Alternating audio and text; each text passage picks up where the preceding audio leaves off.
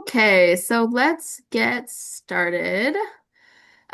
So you don't have your usual person speaking it to you today. I'm filling in for Deborah Rogers. My name is Tori Cheatham. Uh, and tonight, let's see, she's sick and with strep throat and unable to talk. So, um, poor Deborah, I feel so bad for you. She says hi and she's still happy to be here, even though in her silent capacity. Excuse me, I have a cat who's trying to interrupt this. If you have questions for her, she'll be monitoring the chat, so feel free to send her a direct message or put messages in there for the group. In this presentation, there's a slide deck will be emailed out tomorrow along with the recording of this live presentation. And a note about today's presentation, every background image you see is a local water source in Missouri or Illinois. And there will be a full brightness image of each location, and then it will become a bit more transparent, but there is a caption of each location with a hyperlink to more information in the bottom right corner. We have over 110,000 miles of waterways in Missouri alone, so there are many places to explore. This particular slide showcases the Missouri River, the longest river in the United States, which I did not know that, but that's a great fact. Beginning just west of Bozeman, Montana, the Missouri River snakes through the West and Midwest and comes straight through St. Louis. Its history is long and complex, and it still houses one of the most ancient creatures of the river system, the pallid sturgeon, which weighs 85 pounds and can live for a century. I wonder if they taste good. Has anyone ever tried one? So let's get started with tonight's agenda. Tonight, we have a quick hour to get some local resources into your hands to support you on your Green Schools Quest projects. Even if you are not taking on a water-themed project this year, these Connect on the Quest sessions can support your work as an educator and make you aware of resources for you and your students. If you are here as a mentor, we are really excited. What? Uber Eats out there. Okay, I think someone needs to be muted. All right. So as I was saying, if you're here as a mentor, we are excited for you to make sure that your school leader takes advantage of these resources and utilizes as many partnerships as possible in the Quest project this year. And tonight I'm going to review a few program reminders, and then we will hear from some local speakers on their work with water in the region. We will have time for some Q&A with the speakers at the end, and then I'll come back to share some more resources with you all. Okay. So our next scene is from the Mississippi lowland of the Boot Heel region of Missouri. In this unique aquatic habitat, there are 23 species that can only be found here because of the makeup of the water, the low levels of water, and the growing conditions of the plants. And fun fact, and I know this personally, the little parts sticking up out of the water, those are called knees, and they help oxygenate the trees. Okay. Program reminders. For those of you who are new to the program, I wanted to remind you of what's coming up next throughout October and November. You're already doing a great job attending your first Connect on the Quest event, so yay! For the first of this month, you will want to make sure to connect with your mentor and ensure that your students have enough time to determine any project topic or focus. Creating a scope and the sequence for them to ensure that they stay on track and achieve their goals is really important. In November, you should gather data and form a baseline since you'll need that for your final submission in March. You can also start taking photos, documenting your project or videos and implementing as you are able. Keep meeting with your mentors to bounce ideas off them and find the resources that you need. Okay, oh my gosh, this is a very cool picture. Our next scene is from the Merrimack Caverns, a 7-leveled cave system in Stanton, Missouri, originally discovered by the Osage centuries ago. This complex system has been used for an incredible number of purposes, including a mining site for saltpeter to manufacture gunpowder, a dance hall site with a 100-square-foot dance floor, and a hiding place for Jesse James, and a source of water for Missouri during its harshest drought season. So many people have been in and out of those caves, and they're beautiful. Okay, I'm going to do some speaker introductions now. I'd like to introduce our speakers. They are Jessica Molman and she is the director of the environmental education at the National Great Rivers Research Education Center. She holds a Bachelor's of Science in Biology and Natural Resources, as well as a Master's of Science in Forest and Natural Resources. She has over 9 years of field experience and currently manages a crew of research specialists and field technicians while also researching wildlife ecology. And then we have Michelle December is the Director of Learning and Engagement at the Contemporary Art Museum in St. Louis. She has a combo of a BA and a BS degree in art history and sociology, a master's in museum studies, and served as a Fulbright scholar. She has recently supported the exhibit Make the River Present, which encouraged creative engagement with the Missouri and Mississippi rivers. And if you have any questions for our speakers, put them in the chat and we will address them at the end of the discussion. All right, I'm going to pass it over. Oh, let's see. Yep, pass it over to Jessica. Awesome. Well, thank you everybody for having me. Sorry, I have a more of a messy background. Our internet and everything went down at work, so I had to move back home to give the presentation. I do have just like a slide I can kind of have up if I'm able to share. I don't know if I have the permissions to be able to do that. Let's see. It looks I'm getting a nod that I can. Um, so I didn't have the time to be able to make a whole presentation today, so I'm kind of pulling this from another one. Can everybody see my screen? Um, Yeah. Okay, awesome. So I work at the National Great River Research and Education Center. If anybody has ever been in the Alton area and has been to the Great River Museum by the Lock and Dam, you might have seen a funky looking building to the left of it that kind of blends in with the environment, and that is our field station. So we are a freshwater research facility, and we study large river systems and the lands that feed them. So that could be kind of a very broad topic, but essentially what we're studying are anything from water quality to the plant and forest systems that feed into those waterways and the animals that also utilize those waterways and then the communities of people that do as well. So it's more of kind of like a watershed level thinking in the Mississippi River Basin, Mississippi River watershed. And we started in 2002 as a collaboration between Lewis and Clark Community College, University of Illinois, and Illinois Natural History Survey.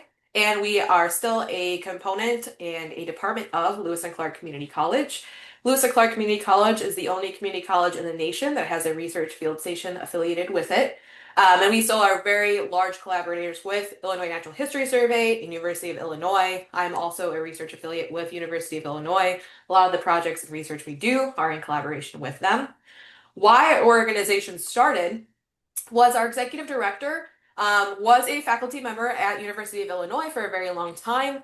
And something he wanted to see more is sometimes when we're in these really like thick research places, like these really large research institutions, some of these state large level research institutions, sometimes it can be hard when there's so much research going on to get that research really out to the public, to get it to policymakers, to actually really effectively start making those changes that we're hoping to do with our research. So he wanted to develop a place that helped move science to policy.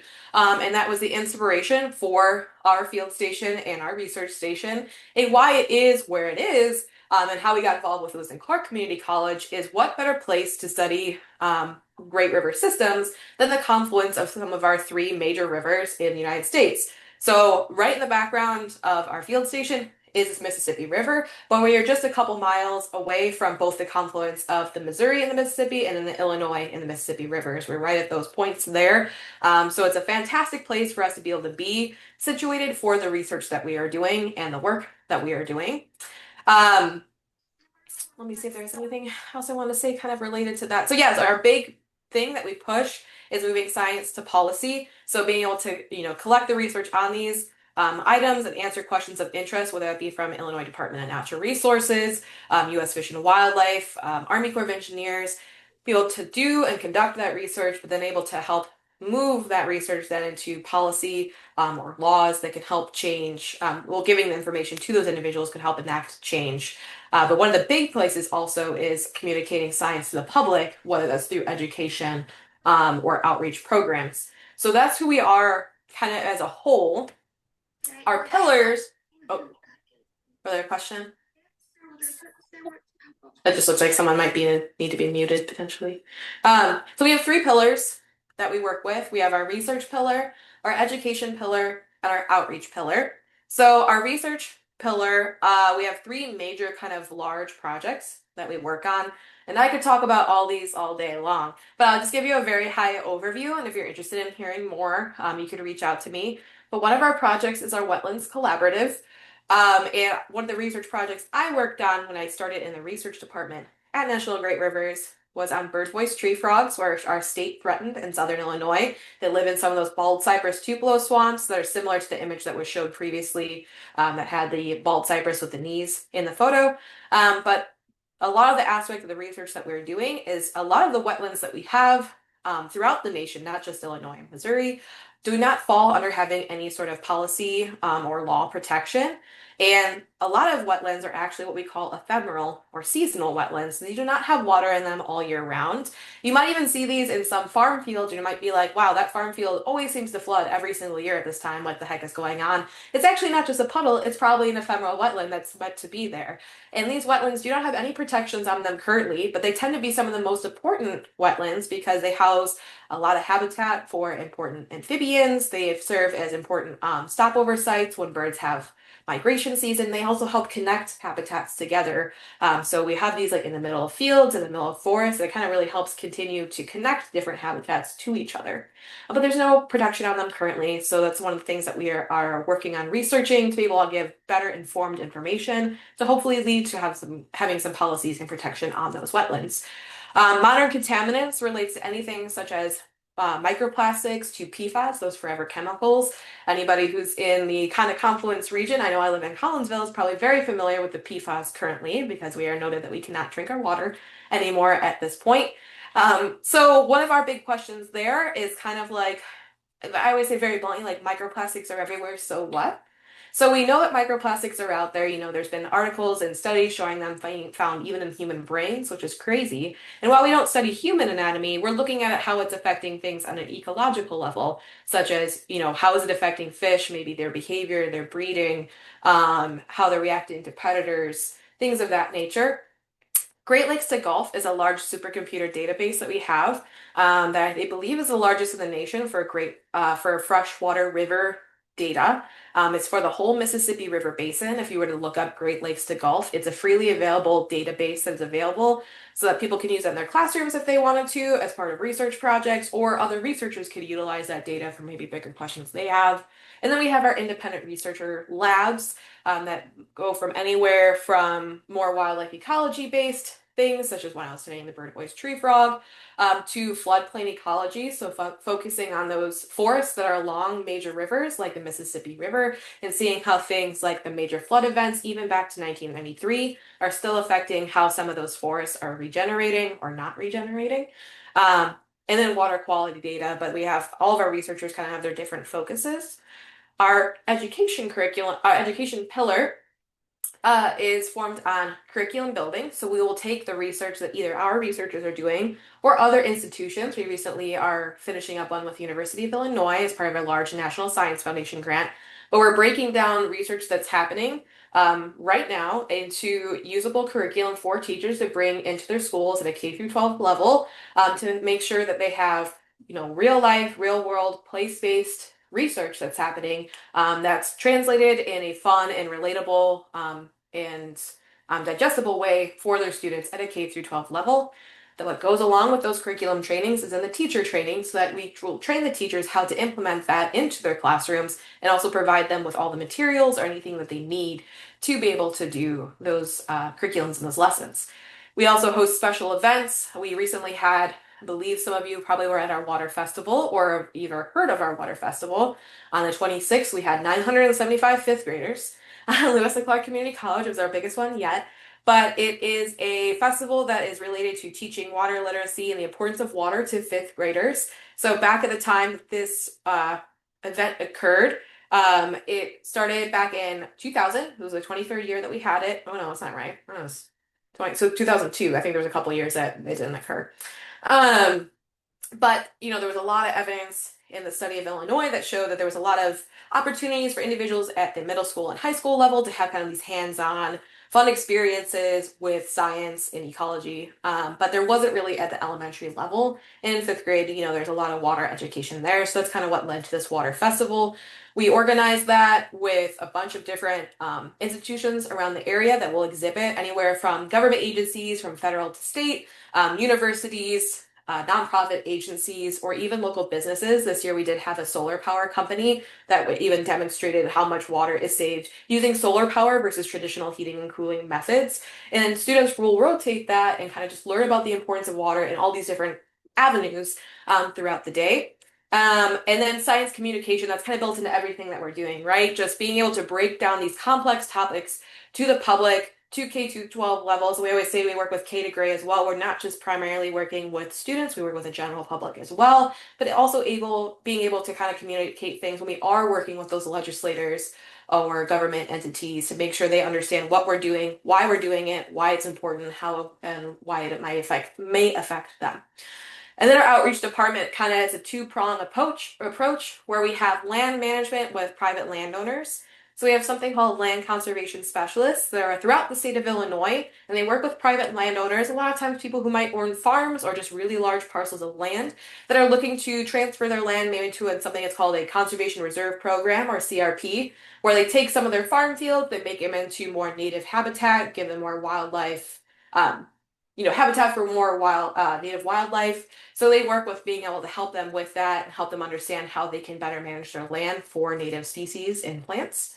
And then we have our boots on the ground folks, Habitat Strike Team. They're the people out there doing prescribed fire, herbiciding, chainsawing, and then our community science aspects. This is actually pulled from my Frog Watch community science presentation. So I'm the co-manager of the community science program for Frog Watch in the St. Louis area. We serve the whole metropolitan area of St. Louis, so it includes the sides of Missouri and Illinois. And then I'm also the regional coordinator for the Midwest. So I can help places start chapters that there might not be ones nearby, but we train individuals in how to identify frog and toad calls in the area. That helps scientists be able to know be informed on what's happening with amphibian populations, but also wetland health. I'm not going to go too much into why there's that connection there because there's a whole presentation in itself.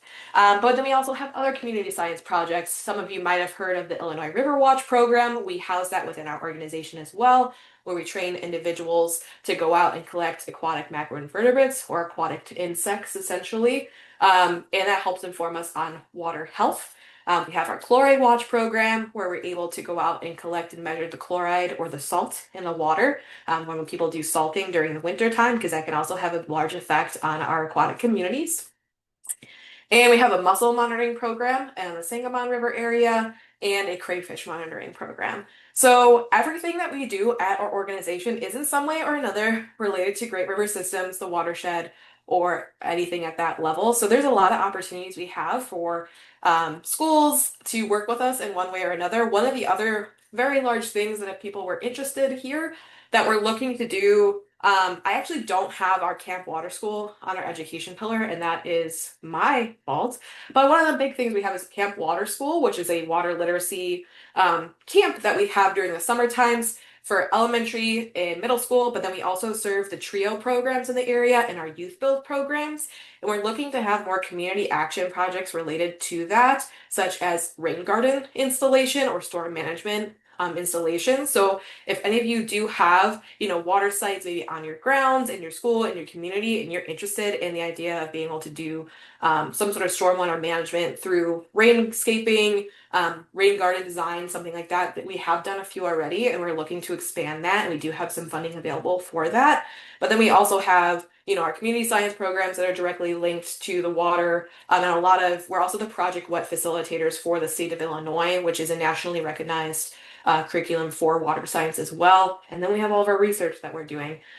So we're really, really flexible. I try to be really flexible in the offerings that I can give teachers. We are even going to be having a training with something called Science Coach here that you all on here this call might be interested in. They're a nonprofit that trains teachers on real research, like how to do real research. So instead of having kind of like a fun way for you to teach about water quality in the classroom, might actually train you how to go out and collect that water quality data and maybe they'll be able to do a project with that in your class.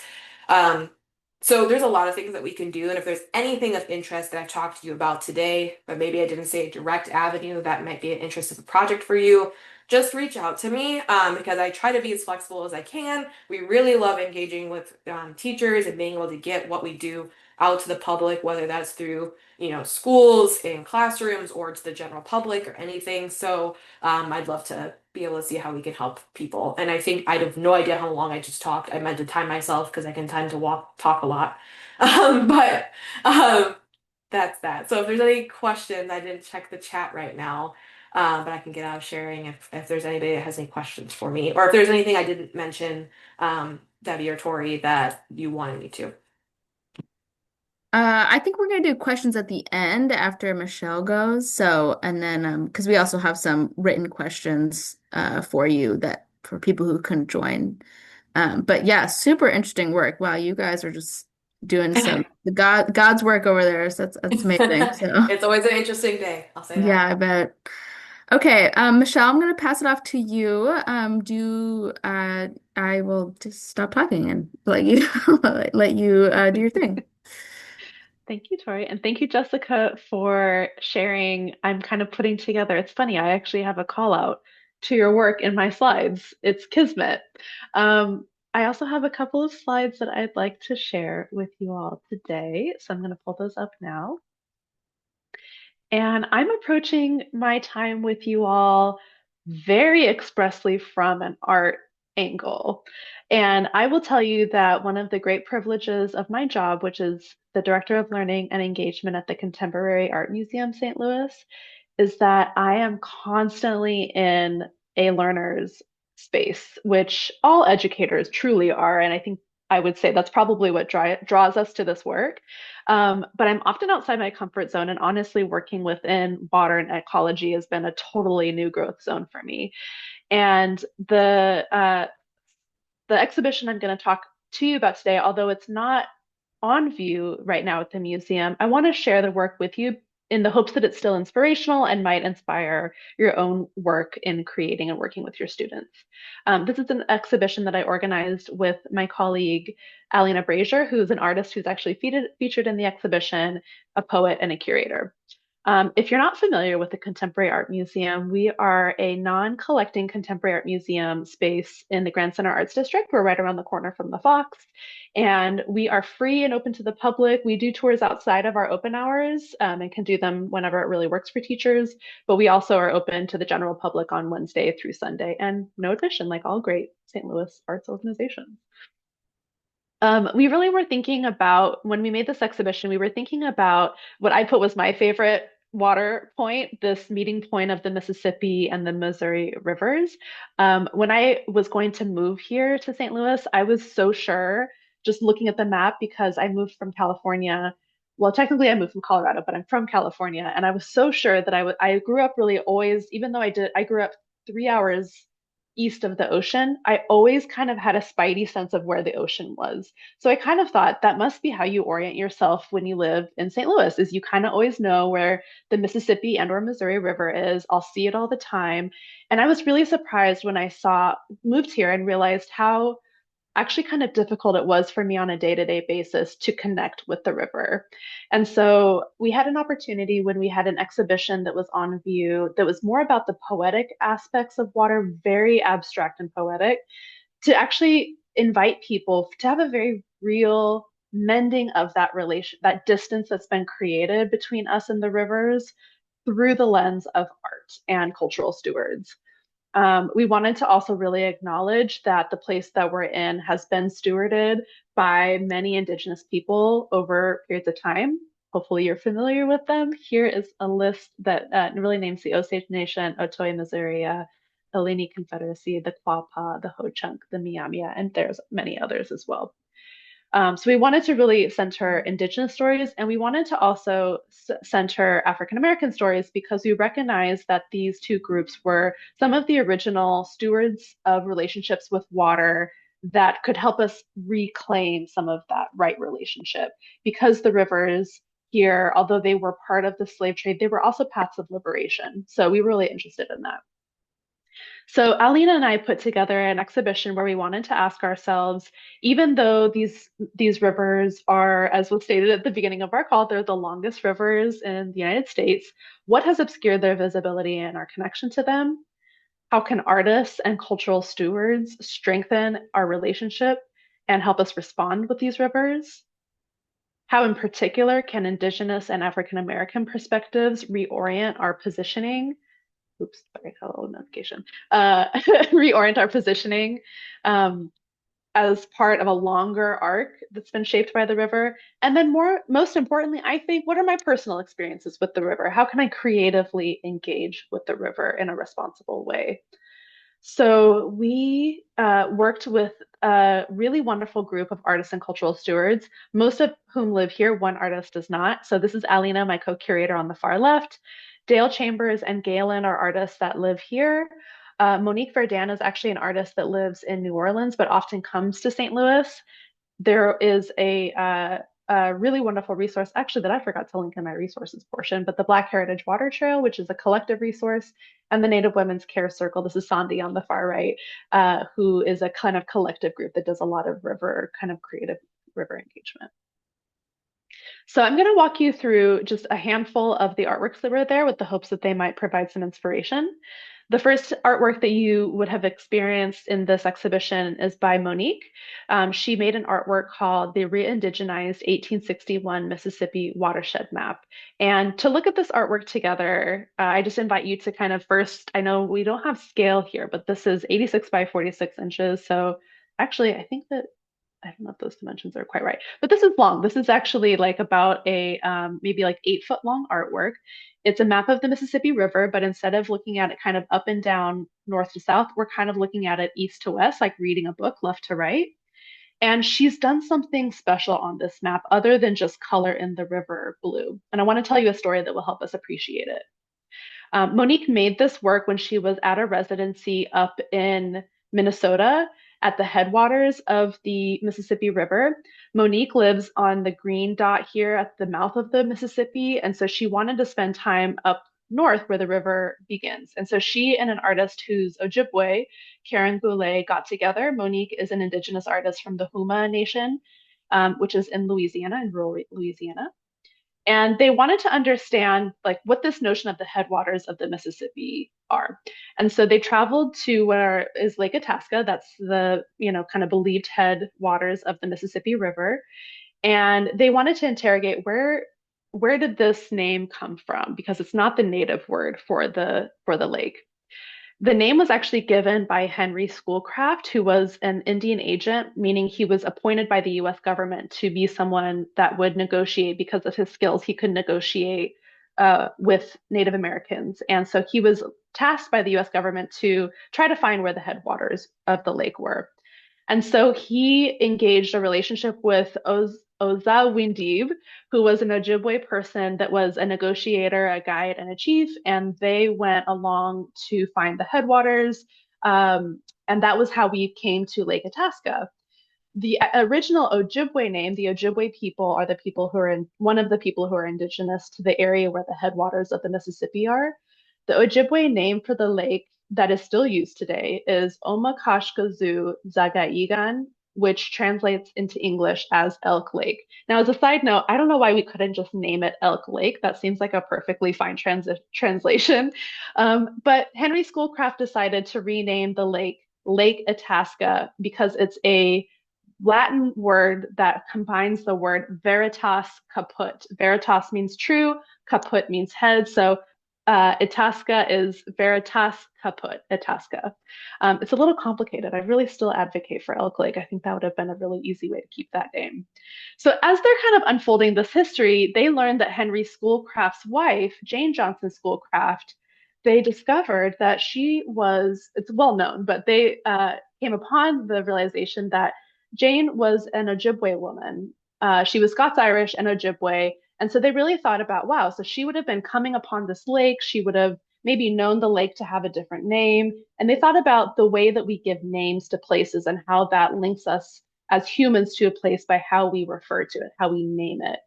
Um, Jane's name in Ojibwe is also a beautiful name.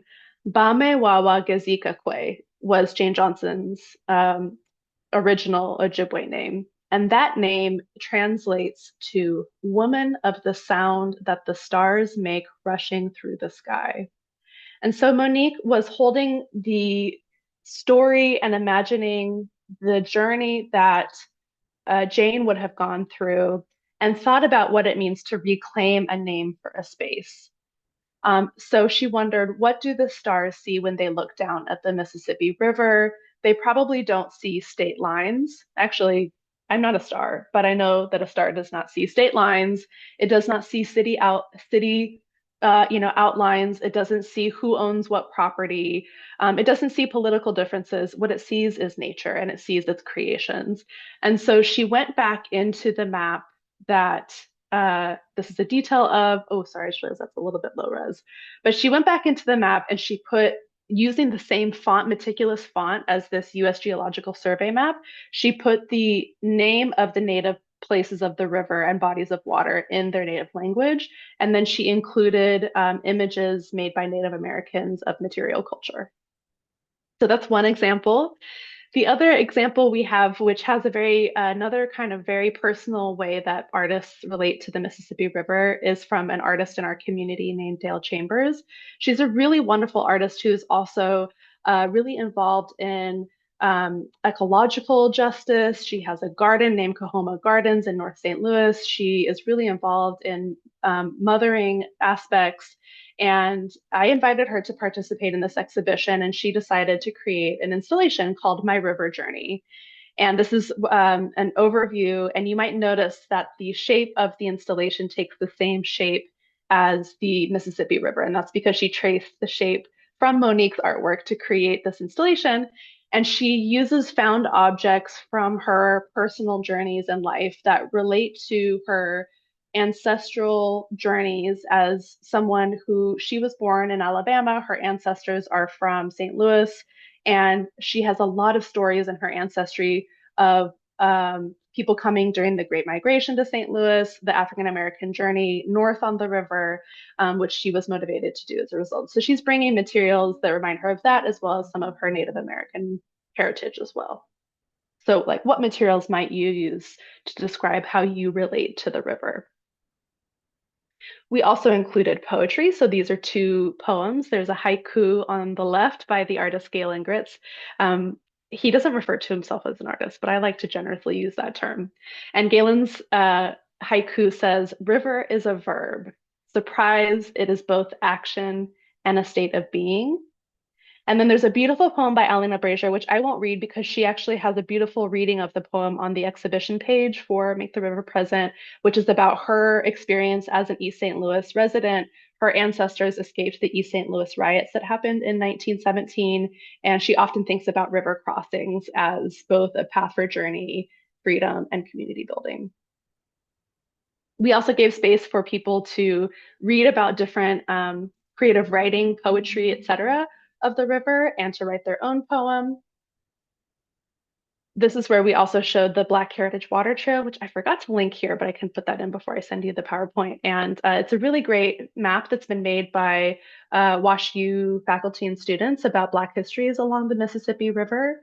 And there's also a series of photographs that we featured in the exhibition by an artist in Native Women's Care Circle.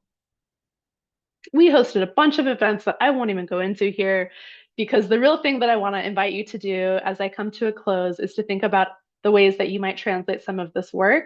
I actually, like I said, I wanted to shout out National Great Rivers Research and Education Center, which we heard a lot of great resources there. There are great curricula also as part of Project Clear through the Metropolitan Sewer District and MoBOT. A resource that's not from St. Louis, but that we referred to a lot as we were putting together the exhibition is something out of New Orleans called Ripple Effect.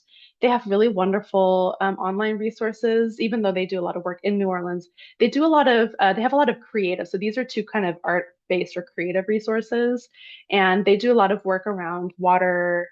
Oh gosh, what's the word? Water wisdom was the word I was thinking of, like water safety and water knowledge for students.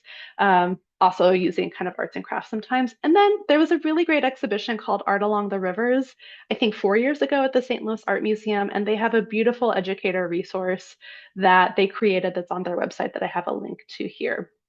So with that, I am going to pause. I encourage you to both um, visit the river, create with the river, create ways that make you connect with the river more, and just say thanks for your time. Thank you. That was so interesting and wow, I love art and I love nature, so just combining the two is incredible. I love to see all the things that people are doing. So thank you both so much. I want to open up for any questions in the chat, or if anyone wants to come off mute, that's fine. Please do so. And yeah.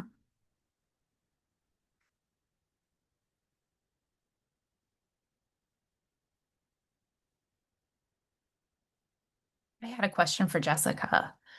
What was the name of that the program that trains teachers to do research, like how to do research with their classrooms? Can you repeat that?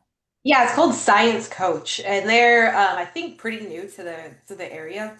So we're going to be doing a training with them. I'm setting up one for November 8th, but I can also provide back to Deborah the information for that contact if you're interested for the area to get involved. But we're going to have a training on November 8th. That's going to be I'm going to lead. It's about be about wetland research. Thank you so much. Great.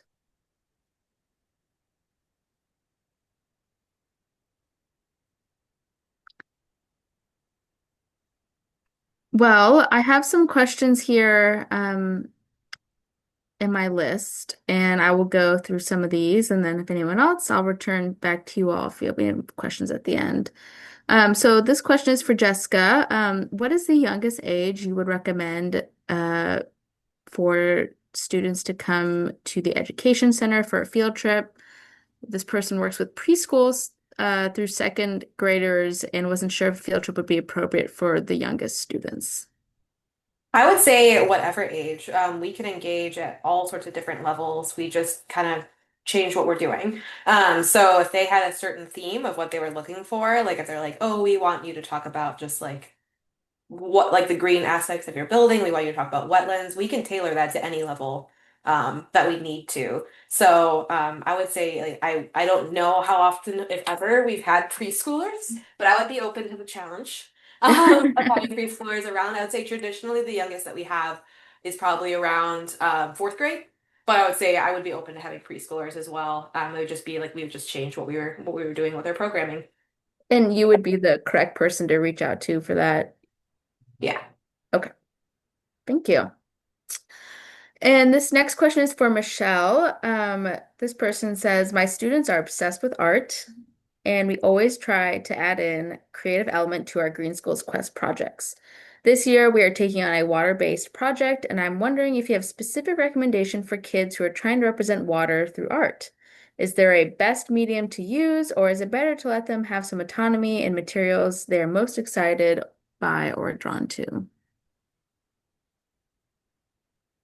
I love this question so much, and I really wish that our exhibition was up longer so I could have done more things with school-aged children. I'm a big proponent of choice-based education, so I'm always going to advocate for just giving options. But for students who would have been like me, because believe it or not, I actually didn't really grow up making art. I was really shy and scared of it. I think that watercolor can be a forgiving, especially watercolor pencils can be a really forgiving medium to work with to help students understand water as a visceral experience. Um, I also have a friend who's an artist who just recently taught again. I was like, oh, I wish this exhibition was up longer. I'd bring you to do this. She did a whole artist residency with other artists about water, and they spent one whole day in the water. They spent one day where they were doing like plein air painting with watercolor, but they also spent a day where they were trying to capture what water's surface looks like. And this is maybe a more advanced project for art students who are already art-based students, but trying to capture what the lines and the shapes that water makes, um, and like actually having them get in the water and like draw water both when it's still and when it's moving. So being able to both capture the medium of water and the feeling of water through watercolor pencils or watercolor paints. Watercolor pencils are just really convenient, especially if you're working with like earlier or shyer students. Um, and in terms of the kind of the medium of water or the feeling of water. And then I think if you have more advanced students, either doing photography or drawing, that's really about the different shapes and line work that happens with water. These are really formal studies about water, meaning they really ask us to look and pay attention. But I think that that's what often then can result in deeper learning that can help make connections around emotional social learning, around like some of the other ecological observations that they might. But I really always like to find ways to direct close looking at water or whatever it is that you might be looking at. I hope that's helpful. I actually Yeah, have something to add on to that too, related to art. And I sure. bet Michelle, you're probably gonna love this. So one of our educators, as part of our large curriculum study that we did with University of Illinois, she has created soil watercolors from soil cores in Illinois, and we have started expanding that to soil that is in wetlands and things as well. So it is strictly made from soil. She only added in vegetable glycerin and some things but so all the colors that are present are just due to the mineral makeups and the content of the soil, and to be able to tell that story of soil richness and how it relates to how healthy our ecosystem is. But we've even played around with also using water, then boiled, of course, because we want to kill some things off in it, as the water component for painting. So you're painting with the water and the soil of the Mississippi River Basin to be able to tell those stories. And then we also have, this would be our third year for it. We have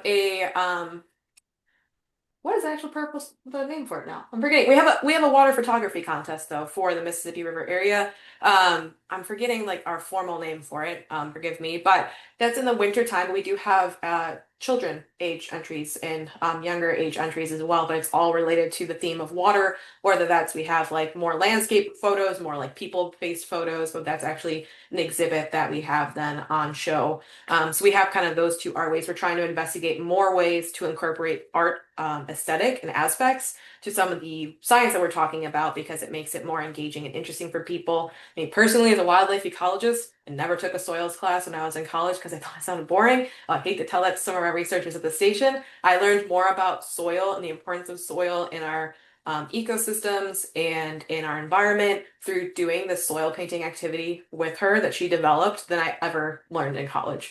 So, yeah, so it's really cool. It's been really cool. We've had it done a lot of places. So if you're interested in that at all as well. And I'd love to talk with you more, Michelle, at another point about some of these things. That sounds really interesting. There's Um, there's another question in the chat. I can say it, Deborah. It's okay. Someone asked, I know the ultimate aim of the Green Schools Quest is for the projects to be student driven. Do either of you have any ideas of how teachers can guide students as they choose an art or science project without driving their choice?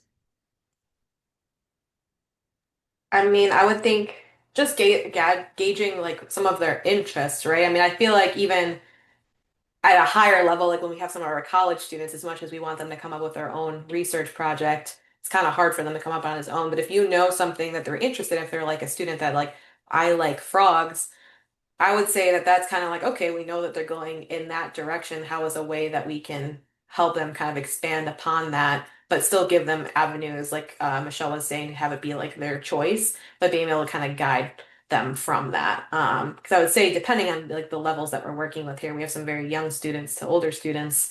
It's kind of hard for them to come up with it completely on their own, but if you're able to gauge what their interests are, I think that kind of is a good starting point for them, be able to give them some more opportunities for choices, and then from there, maybe see if they start developing some of their own ideas. Yeah. I totally agree. I feel like that's exactly what I would say too. And I think maybe the only other thing that maybe this is how my brain works. I find that for art projects that the two, like, it's not to make it such a binary, but I have found it can often be a binary of like choosing, and this might be part of choice-based pedagogy, if I just can't remember is sometimes like overwhelming open choice is like the worst thing you can give an artist or a student. And so controlling part of the choice and then allowing them which direction they take it. So either controlling the medium, it's going to be drawing or it's going to be photography or you're going to work with watercolors or whatever it might be. How will this medium, and then posing the question, how will this medium let you describe your relationship to water or whatever question you want to pose to them, or saying, finding something that helps them narrow their concept. So, like for me in this project, it really was how do I make my relationship, how do I learn about underwater currents? That's a bad pun, but like, how do I make a closer relationship with the river? And then you get to choose the medium that will best help you feel like you can do that. So I don't know if that really helps too, but sometimes even though choice is really powerful, limiting choices I think can be a good next step to help set students up for success. Um, Jessica, this is for you, and we have 10 minutes left, by the way. So, what are some of the major ecological issues you see with water in our region, and what do you think are some big projects that our students can maybe tackle and some in a small, achievable project?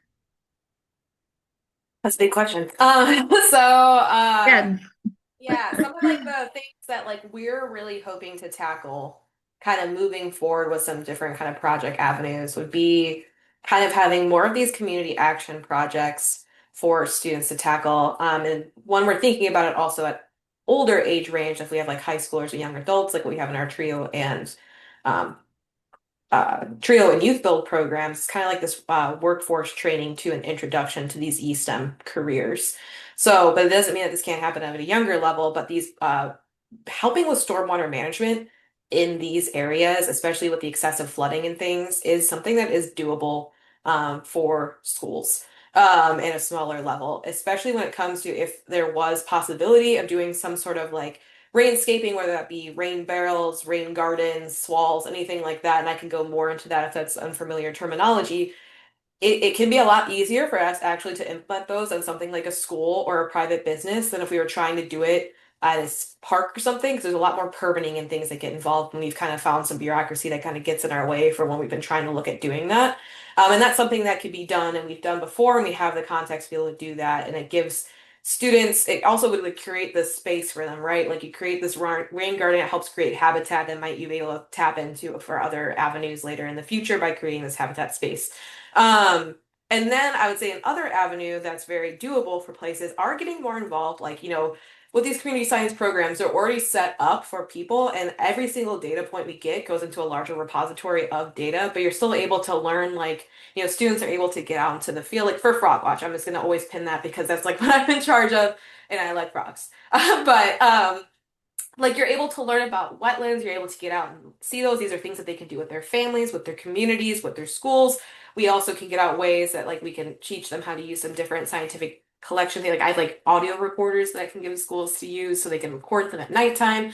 But all that data that we're collecting, like us scientists, we do use that and it's able to really inform on big level projects. But if they wanted to look at something small, because it has to be like a project, you can be like, okay, we're going to monitor this wetlands or this body of water for X amount of time and be able to see like how many frogs and stuff we're seeing. And you can do like a low level kind of analysis of it, or even like our River Watch program, when you're able to learn that. It really just introduces different aspects of science. I actually was meeting with a high school mentor just before this meeting and kind of going through my whole careers in wildlife slideshow I have, because a lot of kids and students and even adults think that if you're wanting to work with ecology or wildlife, you're a zookeeper or you're a vet. That's kind of what you are. And there's so many different things that people can do in the world of ecology, that kind of research, and kind of being able to introduce them to the idea. And a lot of these places over here, especially like being able to connect them with the river, they might have like negative connotations with being outside. They might not be outside that much. So getting them involved with these like community science programs, kind of like a stepping stone for that. So I would say like being able to do something with these kind of like, yeah, these rain garden aspects, or getting a little bit more involved with these community science programs that are already established programs. So it would be like we'd still keep gathering information after you and everything. So it's like kind of ongoing research that you'd be contributing to, I think would be useful for the area, and be very informative of some of the issues that are arising with habitat loss, wetland degradation, and things like that. Awesome. Okay, Michelle, last question for you. Or I guess Deborah wants me to move on to this next slide. Um, how about we'll email you the question and then maybe Running you out of can, time. yeah, well, you can provide an answer in email. Okay, so folks, that's all we have time for tonight with our speakers, but I really want to thank Michelle and Jessica for their time and expertise shared tonight. If you have more questions that we did not get to, please email Deborah and she'll pass those along to the speakers. Our Q&A highlighted Johnson Shedden State Park in Middlebrook, Missouri. This rugged landscape was cared for by the Osage until the 1830s, when settlers came in search of more fertile land. This beautiful territory includes a wide variety of plant and animal species, but it was also home to a major water disaster in 2005 when a hydroelectric power station breached, sending 1.3 billion gallons of water down Prophet Mountain. This breach destroyed, damaged, and permanently altered many parts of the park, reminding us of the power of water to help and to harm and our need to care for it properly. And this next scene is from the Mark Twain State Park in the Salt River Hills of north central Missouri. This park used to overlook the fertile Salt River, but in 1966, construction of the Clarence Cannon Dam began and created the Mark Twain Lake. This 18,000-acre lake provides a source of power as well as flood control for the Salt River Valley. And then in addition to exciting resources and ideas presented by tonight's speakers, I want to draw your attention to the next several slides, which contain hyperlinks to even more resources on water organizations throughout Missouri and Illinois who might play a role in your Green Schools Quest project. First up is a slide that covers the Springfield Department of Environmental Services, which provides 3 free water resources and 2 opportunities to visit their facilities. While the visiting opportunities might only apply to those schools close enough to travel to Springfield, Missouri, the 3 resources at the top of this page are a great starting point for helping any of the schools understand wastewater. Haley Beasley is also provided her contact information at the bottom of the slide and can point you in the right direction. Next, we have the Missouri water organizations that you will definitely want to check out, even if you're not taking on a water project, because they have many free and excellent resources available to teachers. There's Missouri River Relief, and it's based out of Columbia, offers free worksheets, activities, plastic reduction tips for students, virtual field trips on the Missouri and river cleanup resources for any school. The Missouri Stream Team organizes nearly 7,000 volunteers across Missouri to help clean up waterways, and you can start your own stream team, joining existing team, or make use of the teacher resource page. And then there's the Missouri Department of Conservation supplies the Nature Unhooked, which is lesson plans for middle school students taking on water projects, as well as a large amount of information on the Missouri rivers and streams. And then continuing our Missouri water organizations is the local chapter of the Nature Conservancy, which has specific water resources on Missouri and Illinois. The next several organizations each provide information and resources for teachers that are free and student-friendly. And there's still lots more listed here, along with the director and even more organizations in Missouri listed at the bottom of the slide. And then finally, I wanted to point out some citizen scientist projects, which is what Jessica was kind of talking about, that are already underway for you and your students that could easily join for free. And don't forget to access your very own Show Me Green Schools resource library, which has specific folder just for water. And the final image, our final image is from the night, comes from the Stockton State Park on Stockton Lake. This land and water resource has seen human activity for over 10,000 years. Prehistoric communities left burial sites and campsites. behind to give us clues as to how they lived. The Osage, Cherokee, Chickasaw, and Choctaw Indians were stewards of the lands for centuries. Finally, thank you for coming tonight with this beautiful image of the water in our minds. I want to thank you all for attending. Please send the questions or requests for support to Deborah, as her contact information is listed on the screen. Once again, thanks for having me stand in. Deborah will be back next time, and thank you all for coming. Thank you.